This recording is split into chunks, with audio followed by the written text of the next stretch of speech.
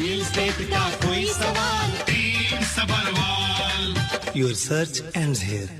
हाँ जी, आप सुने video by south pulse super prime time आज चल रहा है, brought to you by Y media. आपको बता दो स्टूडियो नंबर, क्योंकि पीके जी भी जुड़े हुए हैं हमारे साथ, रियल एस्टेट का कोई सवाल पीके सरवाल जुड़े हुए हैं हमारे साथ, and executive editor of Y media जुड़े हुए हैं, दैट इज वरिंदर जी। दोनों के बीच में काफी अमेजिंग डिस्कशन होने वाली है रियल एस्टेट से रिलेटेड। मैं भी हूँ यहाँ पे। अगर हमारे कोई भी कॉलर्स को सवाल पूछना है, नंबर बता दूं स्टूडियो का, कॉल करके आप पूछ सकते हैं सवाल पीके जी से 9052269109 905-226-9109। वरिंदर जी वेलकम सर, कैसे हैं आप? बहुत शुक्रिया सारा जी।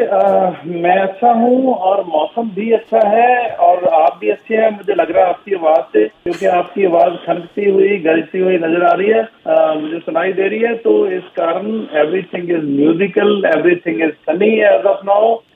तो अगर वेदर की बात करें तो 23 डिग्री के आसपास है और 33 किलोमीटर की रफ्तार से विंड गस्ट भी चल रही हैं।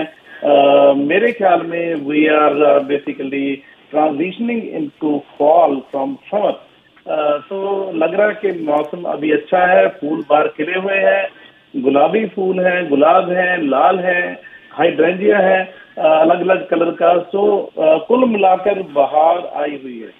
क्या बात है, बिल्कुल। एंड टेम्परेचर जो है वेदर की काफ़ी अच्छी है, सही बात कहा आपने। हाई आज 25 तक जा सकते हैं, लो जो है आज 18 तक जा सकते हैं। यूवी आज काफ़ी हाई है because it is Sunny today, लेकिन ओवरऑल वेदर जो है इज प्रीटी गुड। एंजॉय ज़रूर कीजिएगा वेदर को एंजॉय करते करते इन्फॉर्मेशन भी आप तक पहुंचा रहे हैं, क्योंकि हमारे साथ रियल एस्टेट का कोई सवाल पीके सबरवाल भी जुड़ चुके हैं। PK ji welcome sir, how are you? Thank you very much Sara. ये वाकई इन्होंने ठीक कहा वरिंदर जी ने कि आपकी एनर्जी जो है ना वो सुनाई नहीं दे रही, दिख रही है। Thank you so much sir.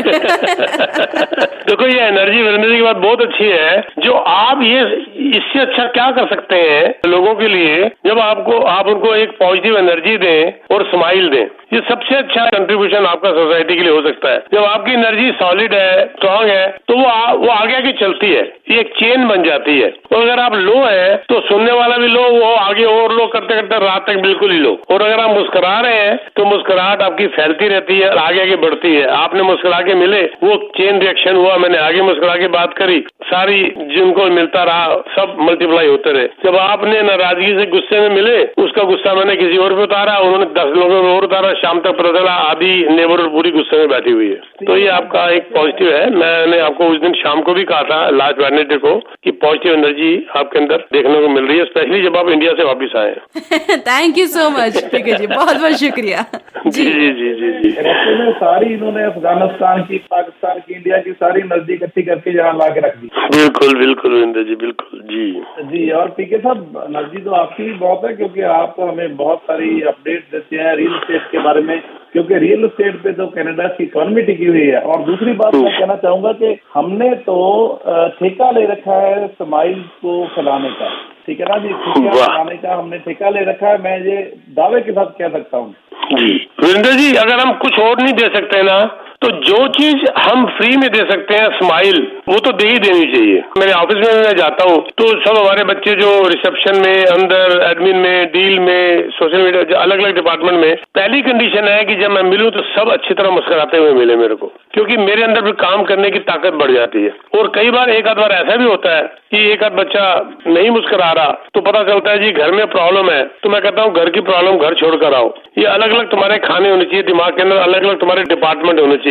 घर का डिपार्टमेंट अलग होना चाहिए, फ्रेंड्स का अलग होना चाहिए, ऑफिस का अलग होना चाहिए, पर ऑफिस में मुस्कुराते हुए ही मिलोगे, बस ये मेरी पहली कंडीशन होती है ऑफिस के अंदर भी।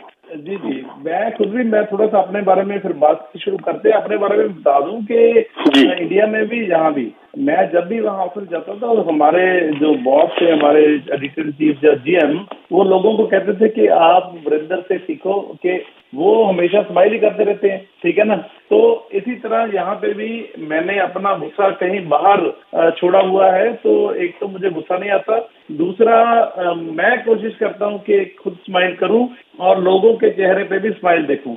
और पीके साहब, मैं जब भी बाहर सैर करने जाता हूँ ना, मैं ऑलमोस्ट सभी नेबर्स के साथ स्माइल करके बात करके मुझे बहुत मजा आता है, और मैं उनके जब चेहरों पे स्माइल देखता हूँ तो मुझे और भी ज्यादा मजा आ जाता है। Very nice, very nice.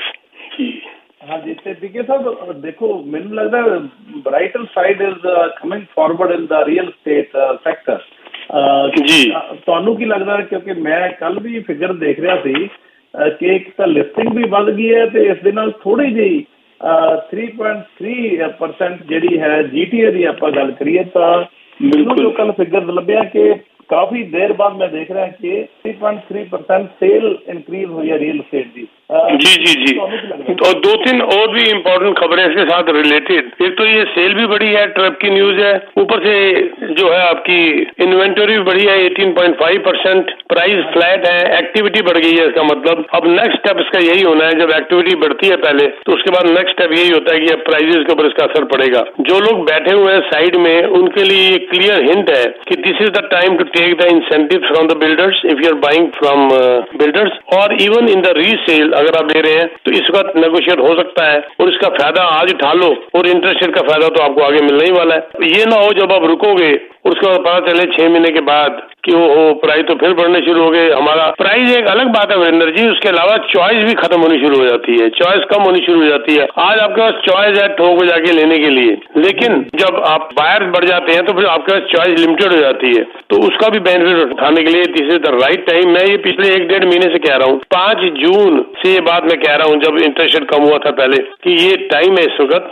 ये ना हो कि हाथ से निकल जाए। बाद में फिर अक्सर कहते हुए मिलते हैं, अरे यार उस वक्त मुझे मौका था लेने का, मैंने नहीं लिया। तो अपने आप से शर्मिंदगी न उठानी पड़े, this is the right time. Interest इस वक्त फिक्स रेट जो है वो भी बैंकों ने बहुत जबरदस्त नीचे किया हुआ है, 5 ईयर फिक्स, लेकिन मैं स्टिल कहूंगा कि अगर गैप 1.25 से ज्यादा है तो अभी भी आप वेरिएबल में जाइए और देखो, बाकी तो मार्केट अब आगे ठीक होती नजर आ रही है। हाँ नहीं, अगर जी देखो कि लोग ਜਿਹੜੇ ਨੇ ਹੁਣ ਇੰਟਰਸਟ ਲੋਕਾਂ ਨੇ, ਕਿਉਂਕਿ ਮੈਂ ਦੇਖ ਰਿਹਾ ਕਿ ਹਲੇ ਵੀ ਰਿਲੈਕਟੈਂਸ ਹੈਗੀ ਲੋਕਾਂ ਦੇ ਵਿੱਚ, ਤੁਸੀਂ ਵੀ ਅਵੇਅਰਨੈਸ ਦਿੰਦੇ ਰਹਿੰਦੇ ਹੋ, ਐਜੂਕੇਟ ਕਰਦੇ ਰਹਿੰਦੇ ਹੋ, ਡਾਟਾ ਵੀ ਹੁਣ ਥੋੜਾ ਜਿਹਾ ਬ੍ਰਾਈਟਰ ਸਾਈਡ ਤੇ ਨਜ਼ਰ ਆ ਰਿਹਾ, ਲੇਕਿਨ ਫਿਰ ਵੀ ਲੋਕ ਰਿਲੈਕਟੈਂਸ ਕਿਉਂ ਨੇ ਤੇ ਇਹਨਾਂ ਦੀ ਰਿਲੈਕਟੈਂਸ ਜਿਹੜੀ ਦੂਰ ਕਰਨ ਲਈ ਕਿਸ ਤਰ੍ਹਾਂ ਲੋਕਾਂ ਨੂੰ ਅਥਾਰਟੀਜ਼ ਵੀ, ਚਲੋ ਰੀਅਲ ਏਸਟੇਟ ਬੋਰਡ ਦੀ ਵੀ ਆਪਾਂ ਗੱਲ ਕਰ ਲੈਂਦੇ, ਜਾਂ ਕਿਸ ਤਰ੍ਹਾਂ ਦੀ ਉਹਨਾਂ ਨੂੰ ਐਜੂਕੇਸ਼ਨ ਹੋਣੀ ਚਾਹੀਦੀ ਹੈ ਕਿ ਬਈ this is the right time ਕਿ ਤੁਸੀਂ ਇਸ ਵੇਲੇ, ਜਿਸ ਤਰ੍ਹਾਂ ਤੁਸੀਂ ਕਹਿੰਦੇ, ਮੈਨੂੰ ਤੁਹਾਡੀ ਗੱਲ ਬਹੁਤ ਅੱਛੀ ਲੱਗਦੀ ਹੈ, ਇਹ ਰਿਲੈਕਟੈਂਸ ਕਿਸ ਤਰ੍ਹਾਂ ਦੂਰ ਹੋਵੇ ਲੋਕਾਂ ਦੀ, ਹਾਊ ਦੇ ਕੈਨ ਗੈਟ ਰੀਅਸ਼ੋਰਡ।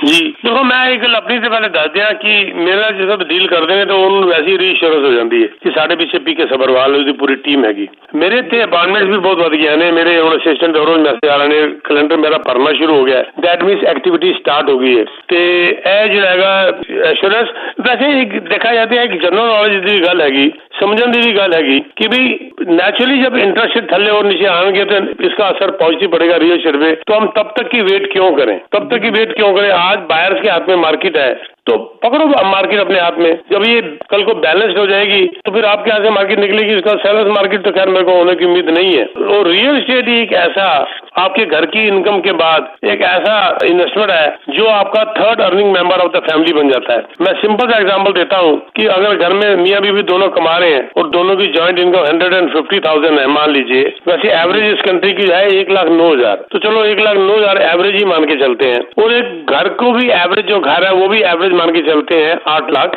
तो 8 लाख के घर के ऊपर अगर मैं सिंपल सी बात करता हूँ कि 4% भी अगर प्राइस बढ़ता है तो साल का 32,000 बढ़ गया, यानी कि वो 32,000 आपकी इनकम हो गई, यानी कि जितना मियाँ बीवी कमा रहे हैं लगभग उतना आपका घर भी कमा रहा है। तो third earning member of the family कहता हूँ अक्सर मैं आपकी इन्वेस्टमेंट को। पर अगर आप 1 साल 6 महीने के लिए मानोगे तो नहीं होता, we always take 5 years average, क्योंकि 1 साल तो प्राइस कभी गिर भी जाते हैं जैसे अभी गिरे हैं और कभी बढ़ भी जाते हैं, we always take 5 years average and we take it 3 to 4%, 34,000 35,000 your house is earning, वो जो है आपका अर्निंग मेंबर है घर का। यहाँ पर एक छोटी सी बात और वीरेंद्र जी मैं बताना चाहूंगा, घर के लिए मैं इम्पोर्टेंट ज्यादा हो गया कि अभी जो रिपोर्ट आई थी लेटेस्ट, एक अभी रिपोर्ट आई कि Canadian household spend $900 week on taxes. $900 हफ्ते का कैनेडियन हाउस होल्ड टैक्स में दे रहा है, which is more than shelter food and clothes, which is more than that. और शेल्टर में इसके अंदर ज्यादातर जिसे कहते हैं रेंट है, अपने घर लेके अगर आपको शुरू में आपको पेमेंट देनी भी पड़ रही है महीने की मान लीजिए 3-4 हजार, लेकिन उतना ही आपका घर कमा भी रहा है और ये टैक्स बढ़ता जा रहा है, यानी कि वही अगर 1,09,000 की हम इनकम एवरेज माने कैनेडियन हाउस होल्ड की, तो सर 43% उसके अंदर टैक्स चला जाता है, $47,000। और जबकि एवरेज जो खर्चा एक हाउस होल्ड का है, फूड का, शेल्टर का, क्लोथिंग का, वो 35.6% है, यानी कि कि हम अपने लाइफस्टाइल के ऊपर खर्च कम कर रहे हैं और टैक्स ज्यादा दे रहे हैं। और ये इतना उल्टा हो गया वीरेंद्र जी 1961 से, जब टैक्स 33% था और अपने ऊपर खर्चा 56% था, यानी कि अपना स्टैंडर्ड गिरता जा रहा है। जब आप अपना घर बना लेते हैं तो घर का एक अर्निंग सोर्स होता है, तो ये एवरेज अपने आप कम आ जाती है। हालांकि सरकार तो बाज नहीं आ रही, वो तो उन्होंने कुछ करना ही नहीं है, आपसे टैक्स लेके खर्चे कर देने और डोनेशनें कर देनी है और दुनिया में इधर उधर बांट के अपने को चौधरी साबित करने की कोशिश करनी है। और पैसे टैक्स पेयर आपके हम जैसे लोगों से टैक्स ले लेके सत्यानाश में तो खत्म कर दिया इन्होंने कि इतना जबरदस्त टैक्स 43% आप इनकम का वहां दे देते हैं। ये एवरेज की बात कर रहे हैं सर, और जो हायर इनकम वाले हैं तो 46-47% प्लस 13% HST, 60% हम लोग सरकार को दे देते हैं। 60% मुझे बताइए आप। देखो पीके सब्रवाल साहब, इसी कारण तो 90 to 95,000 लोग जो PR या सिटीजन है वो कंट्री छोड़ के भी जा रहे हैं। मतलब का इन्होंने इतना बुरा हाल कर दिया है, मैं कहूँगा टैक्स पे टैक्स, हर चीज पे टैक्स। मतलब एक तो मल्टीपल टैक्स जो है ना, मल्टी लेयर टैक्स, ये दुनिया में बहुत कम जगह है, लेकिन कनाडा में मेरे ख्याल सबसे ज्यादा है। सर मैं बताऊं, ये जो हायर टैक्स ब्रैकेट में है ना, उनके ऑडिट इतने शुरू हो गए हैं, इतने ज्यादा ऑडिट शुरू हो गए हैं कि ये बंदा टैक्स ज्यादा क्यों दे रहा है। अरे भाई, जो तुम्हें टैक्स दे रहा है उसके साथ बी फेयर, यानी कि इनडायरेक्टली वो ये कह रहा है, सरकार ये कह रही है कि ये बंदा मुस्कुरा क्यों रहे हैं, इस पर टैक्स लगा दो। ये बंदे में जोश क्यों है, सारा में इतना जोश क्यों है, टैक्स लगा दो सारा में, ठीक है। तो यानी कि वो देख रहे हैं कि बंदा क्यों हंस रहा है, क्यों मुस्कुरा रहा है। उसके आपकी बात ठीक है, इसमें भी टैक्स लगना शुरू लगता है मुझे हो जाएगा। देखा जाए तो टैक्स लग ही रहा है। जब ऑडिट शुरू हो रहे हैं जबरदस्त इन टैक्स पेयर्स के, तो और टैक्स देने के बाद ऑडिट, और जो टैक्स नहीं दे रहा, जो छुपा रहा है, तो वहां पर कोई ऑडिट का मतलब ही नहीं उठता। जी जी जी जी, मैं तो मुझे लग रहा है कि आने वाले दिनों में तो ये ऑक्सीजन इनटेक ऑफ ह्यूमन पे भी टैक्स लगा देंगे, मुझे तो ये लग रहा है। नहीं, जी जी जी, सही बात बोल रहा हूँ, क्योंकि इतना बुरा हाल है जी लोगों का। आप आपने कहा कि इस पे हम कम, बिल्कुल आपने बात ठीक कही कि फूड पे कम टैक्स है, फूड पे कम स्पेंडिंग है और टैक्सेस पे ज्यादा स्पेंडिंग है जी। और इसके साथ ही जी जो लोगों के रिलेटिव्स के बारे में बात करें पीके साहब, तो लोग ये इकोनॉमिक्स देखना चाहते हैं जो आप शायद कुछ समझा पाए कि भाई रेंटल इनकम आनी है वो इतनी तो हो ना जो आपकी डेट सर्विसिंग कर सके, जो आपकी आप EMI देते हैं, इंस्टॉलमेंट देते हैं मंथली घर की, इसके बारे में लोगों का हिसाब ठीक नहीं बैठ रहा। बहुत सारे लोग मुझे पूछते हैं कि घर तो लेना है, लेकिन हमारी जेब से इतने पैसे जाएंगे, ज्यादा जाएंगे पिछले मुकाबले में, क्योंकि आपको पता है कि मॉर्गेज इंटरेस्ट रेट तो बढ़े हुए हैं और कुछ लोग कह रहे हैं कि जी 3.75 तक इस साल के एंड तक आ जाना है।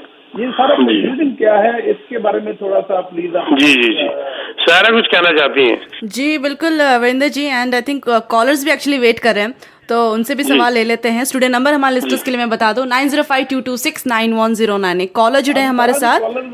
कॉलर ने एक मिनट वेट करा लो, आप क्वेश्चन बड़ा कॉलर का आंसर यह है, कॉलर सारे लवांगे आप, लेकिन प्लीज सब्रवाल साहब क्योंकि एक्सपर्ट ने। देखो मैं तो सिंपल सी ये बात कहूंगा, मैं इसकी कलेक्शन लाऊंगा। जो बंदा कहता है कि मेरे को रेंट सूट करता है और मेरे को घर खरीदना सूट नहीं करता, क्योंकि मान लीजिए मैंने अगर एक घर लिया 8 लाख का भी ले लिया, छोटा सा घर ले लिया, और मैंने मान लीजिए 20% भी इसके ऊपर पेमेंट कर दी और बाकी रह गया मेरा जो कर्जा, उसके ऊपर वो 20% पेमेंट के बाद मेरा 6 लाख 6.5 लाख मेरा उसके ऊपर कर्जा रह गया। 6-6.5 लाख जो कर्जा है उसके ऊपर मेरा खर्चा जो है महीने का लगभग $5,000 महीने का आ रहा है। 4.5 से $5,000 महीने का मेरा खर्चा आ रहा है, प्रॉपर्टी टैक्स ये वो सब और चीजें लगा के। तो मैं 3,500 के घर में क्यों ना चला जाऊं। उनको ये बताना चाहता हूं कि वो जो 1,500 का जो एक्स्ट्रा खर्चा जो बोल रहे हैं, एक्चुअली वो कैश फ्लो है, खर्चा नहीं है। क्योंकि जो मॉर्गेज है सर, उसमें लगभग 40% का लोन भी उतर रहा है, तो वो उनको रेंट से कम पड़ रहा है। लेकिन उनको दिक्कत ये आ रही है कि उनको पास इतना कैश नहीं है देने के लिए, इसलिए वो परेशान हो रहे हैं। लेकिन अगर उनका कैश फ्लो हो और उनकी इनकम जस्टिफाई कर रही हो, तो चाहे उनकी जेब से ज्यादा पैसा जा रहा है 1,500, लेकिन 1,500 से ज्यादा उनका प्रिंसिपल कर्जा भी तो उतर रहा है, तो एक्चुअली वो क्विट में बराबरी में आ जाते हैं, लगभग बराबरी में आ जाते हैं। ये तो हो गया एक एस्पेक्ट। दूसरा एस्पेक्ट ये है, जो कीमत बढ़ रही है वो जो उनकी पेमेंट है उसको बराबर कर देती है। जैसे मैंने अभी कहा 3% भी अगर मैं मान के चलूं एवरेज 5 साल की, तो साल का 24,000 बढ़ गया, 2,000 महीने बढ़ गया, ये उनका पॉजिटिव हो गया। उनको इस ढंग से नंबर्स कैलकुलेट करने पड़ेंगे, नहीं तो घर नहीं ले पाएंगे। जी जी वैसे कंफ्यूजिंग लोग पता क्या सोशल मीडिया पे चल रही है अफवाहों पे ज्यादा जरूर मेरे ख्याल ध्यान देते हैं, क्योंकि फिगर तो आ रही है कि 2024 में घरों की कीमत जीडीए में 10% हाइक हो सकती है इसमें।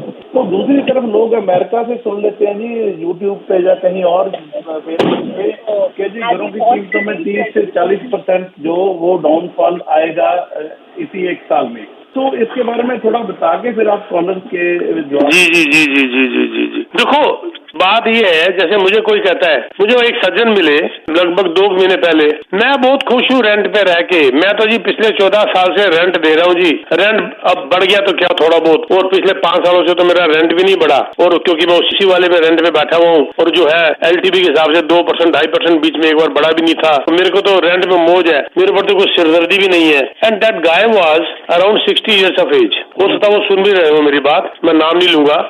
तो मैंने कहा जी आप पिछले 14 साल से रेंट पे हो, यानी कि आप यंग एज से रेंट पे हो, 45-46 साल की उम्र से, और आज भी रेंट पे हो, आपने कुछ पैसा जोड़ा है? वो कहते जी हाँ मैंने $1-1.5 लाख जोड़ लिया, 1 लाख 1.25 लाख से जोड़ लिया। मेरा जिसने 14 साल पहले मकान 3 लाख का लिया था, 14 साल पहले की बात कर रहा हूँ, आज वो मकान प्राइस गिरने के बाद 1.2 मिलियन है। तो उस बंदे ने जिसने मकान लिया था उसके 900,000 इक्विटी बनी हुई है, उसने 900,000 जोड़ लिया, और आपने 1,25,000, जनाब चुप हो गए उसके बाद। देखो ये बात यह है कि कैलकुलेशंस कई बार लोग अपने ढंग से करते हैं, जो उनको सूट करता है उस हिसाब से कैलकुलेशन कर लेते हैं। फैक्ट क्या है उसके ऊपर नहीं जाते, अपने आप को खुश करने के लिए। हमारे एक कोई जान पहचान रिश्तेदार है, वो जो भी बच्चा काम करता है ना कहता है बेस्ट है जी, छोटी छोटी बात, मैंने रोजर्स का कनेक्शन लिया, रोजर्स में ये मिल रहा है, फलाना मिल रहा है, ढिंगना मिल रहा है, 6 महीने बाद चलता है, साल के बाद रोजर छोड़ के बेलवे चला गया। अब क्या हुआ, ये कईयों की आदत होती है, जो खुद करते हैं वो बेस्ट कहते हैं, बेस्ट हो गया, चाहे वो खुद को रियलाइज हो बाद में कि गलत हो गया। ये जो अपने आप को जस्टिफाई कर रहे थे, सुन रहे होंगे,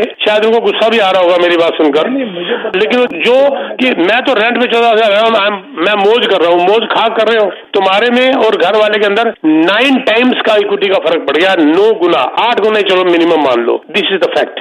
जी और ये 10% और 30% की भी कहानी लोगों को बता दें, क्योंकि फिगर गवर्नमेंट फिगर जो कह रहे हैं, जहाँ लगभग जो रियलिटी है उनकी फिगर है कि 10% हाइक हो जाएगी इसी साल में प्राइसेस में, और दूसरी तरफ सोशल मीडिया पे ये चल रहा है कि 30 to 40% घरों की कीमतों में कमी आ जाएगी एक साल में। नहीं, मेरे हिसाब से जो मैंने रिपोर्ट पढ़ी है सारी, ये ना तो 10% की हाइक है ना 30% गिरना है, तो ये वही वाली बात होगी जिसकी जो समझ थी उतना बोल दिया, कहते ना तिजड़िया मंदड़िया, तो बियर एंड वाली बात, तो वो वाली बात है, कोई नेगेटिव सोचता है कोई पॉजिटिव सोचता है। फैक्ट ये है, मैं जो कह रहा हूँ अगले साल जो प्राइस है वो 3 से 4% बढ़ने की उम्मीद है, दैट्स ऑल।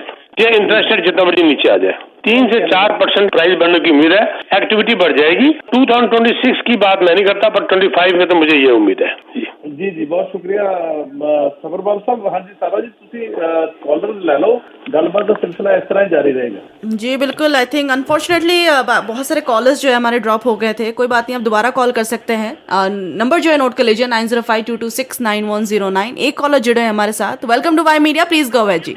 हेलो जी बताइए जनाब, आप ऑन एयर हैं? हाँ जी पीके तनवार जी मेरी। हाँ जी ठीक है, बिल्कुल आ रही है जनाब, बोलिए आप। हाँ जी पीके मैं एक पॉइंट ही पुछना सी शॉर्टकट च, यानी कि जो तुसी हुण दस्सिया कि सेल जिहड़ी वधी है ना, ये पिछले साल जुलाई तो इस जुलाई दी वधी है? हाँ, पिछले साल जुलाई तो इस जुलाई दे अंदर, यू आर राइट। पर जे इस महीने इस साल जून तो जुलाई दी वधी है? जून तो जुलाई के अंदर 0.4 वधी है कि घटी है? जी वधी है, 0.4 वधी है, यानी कि जून तो भी इस साल भी वधी है, तो यानी पिछले साल ही। हाँ जी ठीक है, ओके, थैंक यू।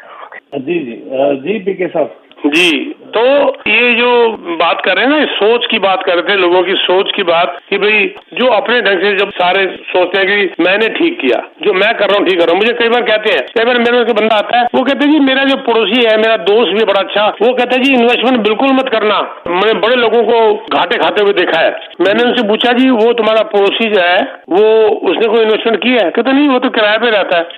उस बंदे की सलाह मान रहे हैं जिसका अपना घर भी नहीं है, और वो उनको सलाह दे रहा है। वो क्यों दे रहा है ये वाली सलाह? क्योंकि वो खुद नहीं कर पा रहा। आप अगर जेब कतरे से पूछ रहे हो, जिस अगर मैं इन्वेस्टमेंट कर लूं तो जेब कतरे हो क्या पता। वो आप बंदा तो देखो जिससे पूछ रहे हो, हाँ किसी इन्वेस्टर से पूछो जिसका अपना घर है और जिसने एक दो इन्वेस्टमेंट की हुई है, उसकी सलाह जेन्युइन मानी जाएगी, उसका आइडिया जेन्युइन माना जाएगा। अदरवाइज ये वही हाल होना है सर, जो जिसे कहते हैं ना अक्सर कि भाई पड़ोसी हमारा सब कुछ है, डॉक्टर भी है, नर्स भी है, आर्किटेक्ट भी है और वो फाइनेंशियल एडवाइजर भी है, रियल्टर भी है, सब कुछ है, उसको मान के चल पड़ते हैं। ये नहीं देखते कि सलाह देने वाला बंदा कौन है। नहीं, वो सलाह तो जी सोशल मीडिया पे, सलाह तो बंदा अमेरिका में सो कॉल्ड बैठे एक्सपर्ट दे रहे हैं सोशल मीडिया पे, और वो लोग मान यहाँ पे रहे हैं क्योंकि कनाडा की housing market is very different from American market. बिल्कुल, इस कारण वो उनकी बात लेके जी मैंने तो जी वो अमेरिका के दो एक्सपर्ट बात कर रहे थे यूट्यूब पे या फेसबुक पे, मैंने तो उसको सुन लिया है। और वो बात पता कहाँ की कर रहे थे? फ्लोरिडा की कर रहे थे, फ्लोरिडा की बात कर रहे थे और उसको टोरंटो के साथ मैच कर रहे हैं। जी जी जी जी। ਤੇ ਹੋਰ ਪੀਕੇ ਸਾਹਿਬ ਤੁਸੀਂ ਦੱਸੋ ਕਿ ਇੰਟਰਸਟ ਰੇਟ ਹੁਣ ਇੰਟਰਸਟ ਰੇਟ ਹਾਲ ਚਾਲ ਹੈਗਾ। सॉरी आवाज कट गई आपकी। हाँ जी सारा जी, किसी को कॉलर है, कॉलर ले लो। जी बिल्कुल, कॉलर्स बहुत सारे हमारे पास अभी लाइन में है। तो रजिंदर जी पहले आप है, उसके बाद अमरीक जी आप होंगे, फिर गिरीश जी आप है। रजिंदर जी आप ऑन एयर है, please go ahead. Hello ji Rajinder ji, welcome. हाँ जी पीके जी, सत श्री अकाल, की हाल है? ठीक ठाक है। तो रजिंदर जी नहीं है, वरिंदर जी है। हाँ जी हाँ जी सर, मैं गल थोड़ी बड़ी ध्यान नाल सुन रहा सी। तुसीं मैनूं आह दसो भी तुसीं किहड़े बेस ते कह सकदे हो भी प्राइसां वधणगीਆਂ ਅੱਗੇ जा के? मैं कह बेस ते चाहता है जो हालात पिछले 1 महीने अंदर नजर आए ने। देखो मैं तुहानूं क्या 3% एक्चुअली भी देखो तो 3% मैं कह रहा, पर रियलिटी के अंदर 0 है क्योंकि इन्फ्लेशन भी तो 3% है, 2.5 to 3%। बिल्कुल तो ना के बराबर है, लेकिन और कोई बेसिस नहीं है, ऐसा अंदाजा है। जिस तरह इन्होंने क्या कि कुछ इकोनॉमिस्ट कह रहे हैं कि 10% कीमत बढ़ेगी, कुछ इकोनॉमी यूएस से कह रहे हैं कि 30% घट जाएगी। मैं इकोनॉमिस्ट नहीं है कि मेरा ये कहते पुराने हालात देखते हुए कि जिस हिसाब से इंटरेस्ट रेट थले आने शुरू हुए ने, जिस हिसाब से मेरी अपॉइंटमेंट्स बढ़नियां शुरू हो गई ने, जिस हिसाब से एक्टिविटी स्टार्ट बहुत तेजी नाल हो गई ने 2 इंटरेस्ट रेट गिरने के बाद, मैनू लगता है कि अगला साल इन्फ्लेशन के आसपास या थोड़ा ज्यादा प्राइस बढ़ेगा और इस तो ज्यादा कोई उम्मीद ना करे, ना घटन की उम्मीद करे।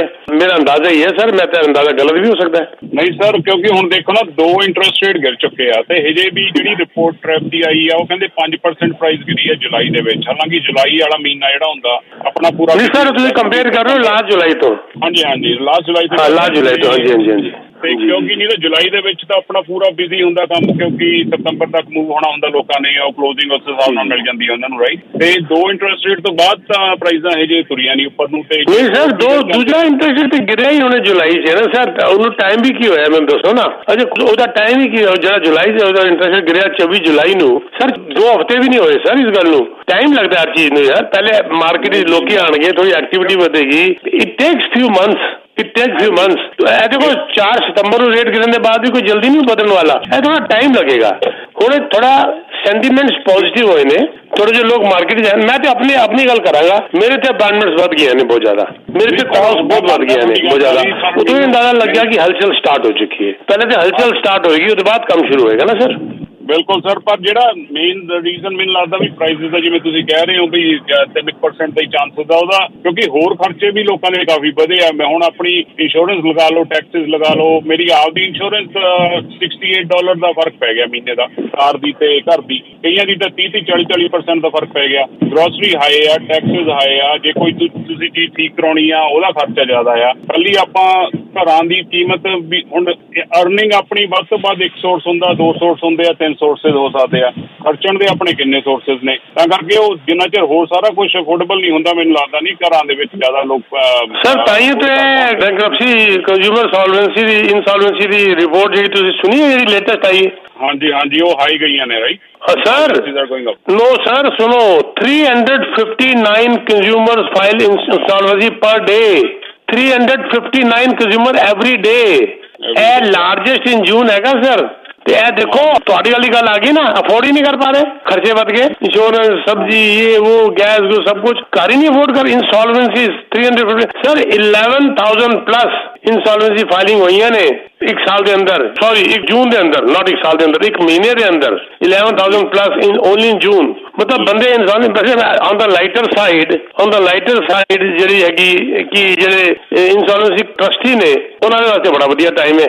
ਉਹਨਾਂ ਨੂੰ ਸਿਰ ਖੁਰਕਣ ਦੀ ਵੇਲ ਕੋਈ ਨਹੀਂ ਹੈਗੀ। ਉਹਨਾਂ ਦਾ ਬਿਜ਼ਨਸ ਵਧੀਆ ਹੋ ਗਿਆ ਹੁਣ। ਵਧੀਆ। ਬਾਕੀ ਸਰ ਜਿਹੜਾ ਇੱਕ ਐਗਜ਼ਾਮਪਲ ਦਿੱਤੀ ਸੀਗੀ ਵੀ ਜਿਹੜੇ ਆਪਣੇ ਇੱਕ ਬੰਦਾ ਰੈਂਟ ਤੇ ਰਿਹਾ ਤੇ ਇੱਕ ਨੇ ਘਰ ਲੈ ਲਿਆ, ਉਹਦਾ 9 ਲੱਖ ਦੀ ਇਕੁਇਟੀ ਬਣ ਗਈ, ਪਰ ਉਹ ਸਰ ਕਿਤੇ ਨਾ ਕਿਤੇ ਥੋੜਾ ਜਿਹਾ ਨੰਬਰਸ ਉਹਦੇ ਵਿੱਚ ਆਪਾਂ ਜਿਹੜਾ ਇੰਟਰਸਟ ਪੇ ਵਗੈਰਾ ਕਰਦੇ ਆ ਉਹ ਨਹੀਂ ਕਾਊਂਟ ਕਰਦੇ, ਆਪਾਂ ਪ੍ਰੋਪਰਟੀ ਟੈਕਸ ਪੇ ਕਰਦੇ ਇੰਨੇ ਸਾਲਾਂ ਦਾ ਉਹ ਨਹੀਂ ਕਾਊਂਟ ਕਰਦੇ, ਕੋਈ ਮੇਨਟੇਨੈਂਸ ਆ ਜਾਂਦੀ ਆਪਾਂ ਉਹ ਨਹੀਂ ਕਾਊਂਟ ਕਰਦੇ। ਹਾਲਾਂਕਿ ਜਿਹੜਾ ਬੰਦਾ ਰੈਂਟ ਤੇ ਆ, ਮੈਂ ਕਹਿੰਦਾ ਜੇ ਉਹ ਥੋੜਾ ਜਿਹਾ ਬੰਦਾ ਸਮਾਰਟ ਹੋਵੇ, ਥੋੜਾ ਜਿਹਾ ਡਿਸਪਲਿਨ ਨਾਲ ਚੱਲੇ, ਜਿਹੜਾ ਡਿਫਰੈਂਸ ਆ ਮੌਰਗੇਜ ਪੇਮੈਂਟ ਦਾ ਤੇ ਰੈਂਟ ਦਾ ਉਹ ਇਨਵੈਸਟ ਕਰੀ ਜਾਵੇ ਨਾਲ ਦੀ ਨਾਲ ਮੌਕਾ ਜੀ ਦੇ ਕੋਲੇ ਜਾਂ ਕਿਤੇ ਹੋਰ, I think in the and ਕੋਈ ਬੜਾ ਫਰਕ ਨਹੀਂ ਰਹਿ ਜਾਏਗਾ ਮੇਰੇ ਹਿਸਾਬ ਨਾਲ, ਡਿਸਪਲਿਨ ਨਾਲ ਚੱਲੇ। ਜੇ ਹੁਣ ਉਹਨੇ ਠੀਕ ਆਪਣੀ ਕੈਲਕੂਲੇਸ਼ਨ ਹੈਗੀ, ਪਰ ਇਹ ਤੇ ਗੱਲ ਤੁਸੀਂ ਮੰਨੋਗੇ ਸਰ $3 ਲੱਖ ਤੇ 1.2 ਮਿਲੀਅਨ ਫਰਕ ਤਾਂ ਰਹੇਗਾ ਹੀ ਰਹੇਗਾ, ਕੋਈ ਰੋਕ ਹੀ ਨਹੀਂ ਸਕਦਾ। ਇੰਨਾ ਨਹੀਂ ਹੈਗਾ ਕਿ ਤੁਸੀਂ ਇੰਨਾ ਤੁਸੀਂ ਦੇ ਦਿੰਦੇ ਸਭ ਕੁਝ ਮਹੀਨੇ ਦਾ। ਕਿੰਨੇ ਸਾਲਾਂ ਦੇ ਵਿੱਚ ਉਹਨੇ ਬਣਾਇਆ ਇੰਨਾ, ਕਿੰਨੇ ਸਾਲਾਂ ਦੇ ਵਿੱਚ ਫਰਕ ਪਿਆ? How many years? I was talking about 14 years। ਹਾਂਜੀ, ਹੁਣ 14 ਈਅਰ ਦਾ ਤੁਸੀਂ ਟੈਕਸ ਉਹਨਾਂ ਇੰਟਰਸਟ ਦੇਖੋ ਉਹਨੇ ਕਿੰਨਾ ਦਿੱਤਾ ਹੋਣਾ, ਪ੍ਰੋਪਰਟੀ ਟੈਕਸ ਦੇਖੋ ਕਿੰਨਾ ਦਿੱਤਾ ਹੋਣਾ, ਉਹ ਵੀ ਕਾਊਂਟ ਕਰੋ ਨਾ ਵਿੱਚ ਕੱਲਾ। ਹੁਣ ਜਾਂ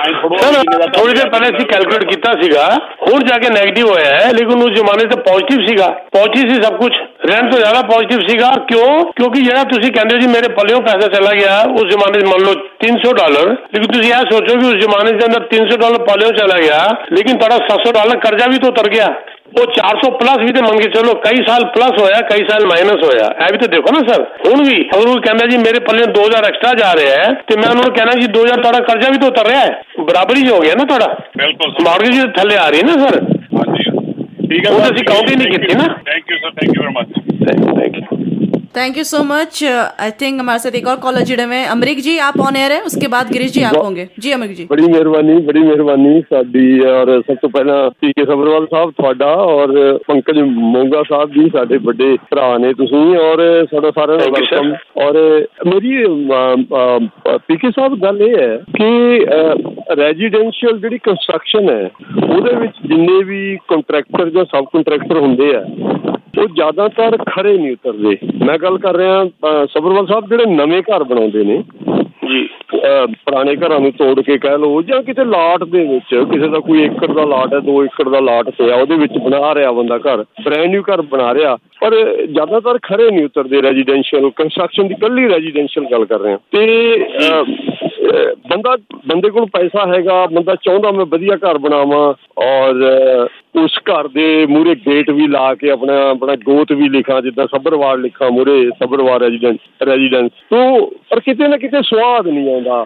ਜਿਹੜੇ ਕੰਟਰੈਕਟਰ ਨੇ, ਸਬ ਕੰਟਰੈਕਟਰ ਨੇ, ਉਹ ਜੋ ਗੱਲ ਰਿਟਰਨ 'ਚ ਦੱਸਦੇ ਉਹ ਕਰਦੇ ਨਹੀਂ ਪੂਰੀ। ਉਹਦਾ ਕੀ ਹੱਲ ਹੈ? ਕੋਈ ਐਸੀ ਬੇਸਿਕ ਹੈ ਜੀ, ਬੇਸਿਕ ਕੰਸਟਰਕਸ਼ਨ ਹੈ, ਸਾਰੀ ਬੇਸਿਕ ਕੰਸਟਰਕਸ਼ਨ ਲੱਗੀ, ਸਿੰਪਲ ਕੰਸਟਰਕਸ਼ਨ ਹੈਗੀ, ਅਪਗ੍ਰੇਡ ਨਹੀਂ ਹੈਗੇ, ਇਹਨਾਂ ਨੇ ਵੀ ਕਮਾਣਾ ਹੈਗਾ। ਪਰ ਲਾਲਚ ਕਹਿ ਲਓ, ਜੋ ਮਰਜ਼ੀ ਕਹਿ ਲਓ, ਮਜ਼ਾ ਵਾਕਿਆ ਨਹੀਂ ਆਉਂਦਾ। ਫਿਰ ਉਹਦੇ ਬਾਅਦ ਕੀ ਹੁੰਦਾ ਕਿ ਚਲੋ ਜਿਹੜੀ ਇਹਨਾਂ ਦਾ ਕੰਸਟਰਕਸ਼ਨ ਹੈਗੀ ਟੋਟਲ, ਉਹ ਤੇ ਐਟਲੀਸਟ ਬਿਲਡਿੰਗ ਕੋਡ ਨੂੰ ਫਾਲੋ ਕਰਕੇ ਕਰਦੇ ਨੇ। ਉਹਦੇ ਬਾਅਦ ਅਪਗ੍ਰੇਡ ਫਿਰ ਖੁਦ ਕਰਾ ਲਓ ਘਰ ਬੈਠ ਕੇ, ਹੋਰ ਕੀ ਹੋਏਗਾ। ਖੁਦ ਬਣਾਉਣ ਦਾ ਵੱਡਾ ਪੰਗਾ ਹੈਗਾ, ਉਹਦੇ ਅੰਦਰ ਮੈਂ ਬੜੇ ਲੋਕਾਂ ਨੂੰ ਧੋਖਾ ਖਾਂਦੇ ਦੇਖਿਆ। ਮੈਂ as a contractor, as a builder ਕੰਮ ਕਰਾਂ ਰੈਜ਼ੀਡੈਂਸ਼ੀਅਲ ਕੰਸਟਰਕਸ਼ਨ ਕੰਪਨੀ 'ਚ, ਮੈਂ ਤਾਂ ਰਿਟਰਨ ਦੇ ਦੂੰਗਾ ਸਬਰਵਾਲ ਸਾਹਿਬ ਵੀ ਤੁਸੀਂ ਐਂ ਕਰੋ, ਸਰਾਣੇ ਥੱਲੇ ਬਾਹਰ ਰੱਖ ਕੇ ਸੌ ਜਾਓ, ਘਰਾੜੇ ਮਾਰੋ, ਔਰ ਫਿਰ ਮੈਨੂੰ ਦੱਸਿਓ ਕਿ ਕਿਤੇ ਕੋਈ ਕਮੀ ਹੋਵੇ। ਸਾਡੇ ਸਬ ਕੰਟਰੈਕਟਰ ਜਿਹੜੇ ਨੇ ਉਹਨਾਂ ਵੱਲੋਂ ਕੋਈ ਕਮੀ ਨਹੀਂ ਆਉਣ ਦਊਂਗਾ, ਸਾਰੇ ਸਿਸਟਮ ਵਧੀਆ ਪੈਣਗੇ ਘਰ ਦੇ ਵਿੱਚ। ਪਰ ਹਾਂ, ਪੈਸਾ ਖਰਚਣ ਲੱਗੇ ਘਬਰਾਇਓ ਨਾ, ਪੈਸਾ ਥੋੜਾ ਦਿਲ ਖੋਲ ਕੇ ਲਾ ਦਿਓ, ਘਰ ਤੁਹਾਡਾ ਪੈਲਸ ਬਣ ਜੂਗਾ। ਤੁਹਾਡਾ ਕੀ ਕਹਿਣਾ ਮੇਰੀ ਨੇਚਰ ਬਾਰੇ ਕੀ ਕਹਿਣਾ? ਮੈਂ ਦੇਖੋ ਹੁਣ ਦੱਸਾਂ, ਮੈਂ ਆਪਣੀ ਕਾਟੇਜ ਸਾਰੀ ਕਾਟੇਜ ਆਪਣੀ ਤੋੜ ਕੇ ਪੂਰੀ ਨਵੀਂ ਬਣਵਾ ਰਿਹਾ ਸੀਗਾ, ਰੈਨੋਵੇਟ ਨਹੀਂ ਕਹੋ, ਪੂਰਾ ਰਨ ਡਾਊਨ ਕਰਕੇ ਬਣਾ ਰਿਹਾ ਸੀਗਾ। ਇਹ ਗੱਲ ਪੁਰਾਣੀ ਹੈ, ਕੋਵਿਡ ਤੋਂ ਪਹਿਲੇ ਦੀ ਗੱਲ ਹੈਗੀ, ਤੇ ਬਹੁਤ ਸ਼ਾਨਦਾਰ, ਬਹੁਤ ਵਧੀਆ ਪੈਸਾ ਲਗਾਉਣ ਦੇ ਬਾਅਦ ਜਦ ਬਣ ਗਿਆ, ਸਿਰਫ ਮੇਰੀ ਵਾਈਫ ਮੇਰੇ ਨਾਲ ਗਈ ਤੇ ਮੇਰੀ ਵਾਈਫ ਨੇ 50 ਨੁਕਸ ਕੱਢਤੇ, ਇਹ ਐਸੇ ਨਹੀਂ, ਇਹ ਵੈਸੇ ਨਹੀਂ। ਉਹ ਕੰਟਰੈਕਟਰ ਮੇਰੇ ਕੋਲ ਪਿਛਲੇ 20 ਸਾਲਾਂ ਤੋਂ ਹੈਗਾ, ਔਰ ਉਹ ਵੀ ਮਿਡਲ ਈਸਟ ਤੋਂ ਹੈਗਾ। ਉਹਦਾ ਇੰਨਾ ਵਧੀਆ जवाब से मैं कहा यार सलाम ना आएगा। मैं सलाम, ये देखो मजा नहीं आया, ये देखो मैडम ने ये गलतियां निकाल दी। कहता साहब मैं सऊदी से आया हूँ, वहां पर मैं पैलेस बनाया करता था, और पैलेस बनाने के बाद भी हजारों नुक्स निकलते थे। वो आती थी रानियां और आगे कहती थी ये तोड़ दो, वो तोड़ दो, ये नुक्स, वो नुक्स वाला।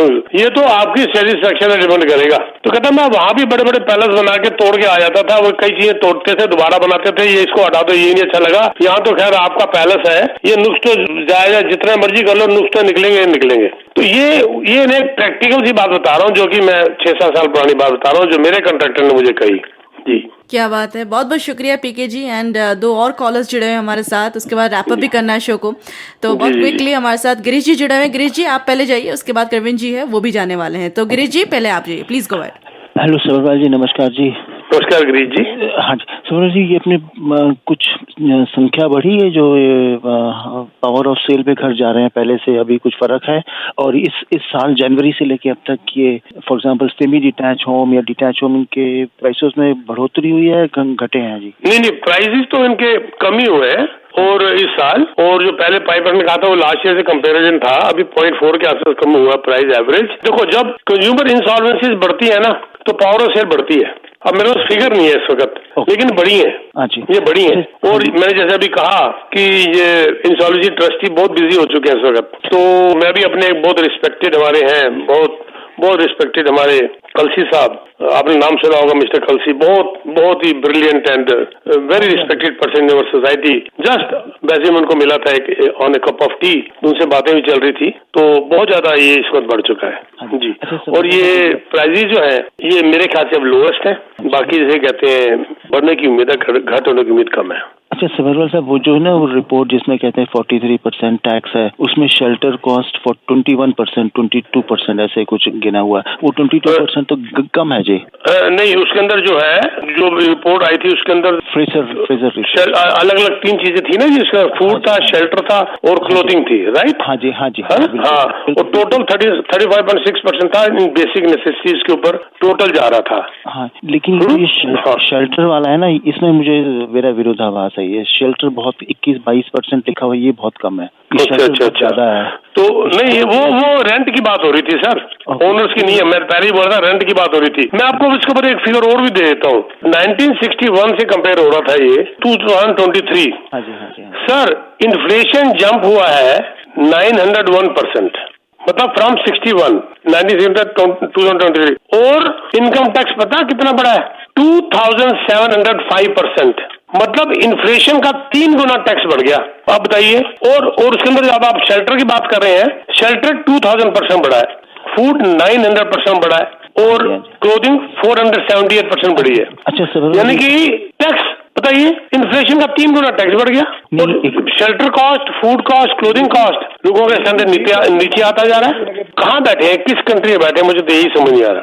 साहब, एक और ये टैक्स की जो बात है ना, आपको बताने की, जो टोरंटो में ना जैसे ये 800 का 1000 का कोई हाउस है, तो उसमें जो ये लैंड ट्रांसफर टैक्स है वो 25,000 है, और वैंकूवर में 14,000 है। हाँ जी, तो ये लैंड ट्रांसफर टैक्स में भी आधा म्युनिसिपल को जाता है, आधा को जाता है। ये तो सब ये टोरंटो मेन सिटी की बात हो रही है जी, 416 की बात हो रही है। हर जगह नहीं है, ब्रैम्पटन में इतना नहीं है, मिसिसागा में इतना नहीं है, मिल्टन में इतना नहीं है, उधर जाइए आउटसाइड में जाइए इतना नहीं है। ये प्रॉपर टोरंटो में तो टैक्स बहुत ज्यादा है जी, ऑलमोस्ट डबल है। इधर भी इतना ही होगा ऑलमोस्ट। उनको टोरंटो को देख के इधर वाले भी बढ़ा देंगे, है ना?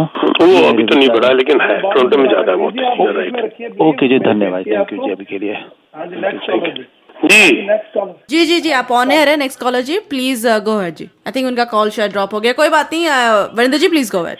तो मेरे ख्याल से अलविदा भी करते हैं, 12:45 हो गया। अगर कोई इम्पोर्टेंट बात है तो, क्योंकि मेरे को अगले शो के लिए तैयारी करनी है। जी बिल्कुल। Varinder ji please go ahead sir. Varinder ji का फोन ड्रॉप हो गया शायद। कोई बात नहीं, बिल्कुल। PK ji thank you so much, another thank you very much Saira, and आप ही से फिर मुलाकात होगी शाम को 3:40। बिल्कुल 3:40 आपका शो में फिर मुलाकात होगी। और for any real estate need you can contact me. Text message is the best and fastest way.